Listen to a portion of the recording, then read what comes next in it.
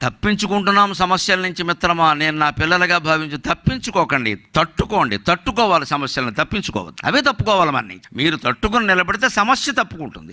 మీరు తప్పించుకున్నారనుకోండి, మరింత భయపెట్టేసి మీ మనస్సులోంచి దాన్ని తప్పించగలరా? భౌతికంగా తప్పుకోగలరు, మనస్సులోంచి తప్పించలేరే. మీరు హిమాలయ పర్వతాల్లో చీమల దూరణ చిట్టడవిలో, కాకుల దూరణ కారడవిలో, కీకారణ్యంలో, కొండ గుహలో మూలకెళ్ళి 6 అడుగుల పొడుగు 3 అడుగుల వెడల్పు ఉన్న గుహలో దూరిన మీ సమస్య నిన్ను వెంటాడుతుంది. Because it is in your mind, not in the society. నీ మనస్సులో ఉంది అది, నీ మనస్సు నీతోనే ఉంది కదా. ఆ మనస్సును సంస్కరించుకోకుండా, ఆ మనస్సులో దానికి సమాధానం చెప్పుకోకుండా ఎక్కడికో పెడతాం, ఏదో చేస్తాం. గాలి మార్పు, ఎందుకు గాలి మార్పు ఏమిటి? గాలి ఎక్కడుంది? గాలి మనస్సు అంటే గాలే. ఎవరితోనో మాట్లాడితే, ఎవరి దగ్గర ఉంటే మాకు ఫలానా వారు కావలసిన వారు మాటలు వింటే నాకు మనశ్శాంతిగా ఉంటుంది.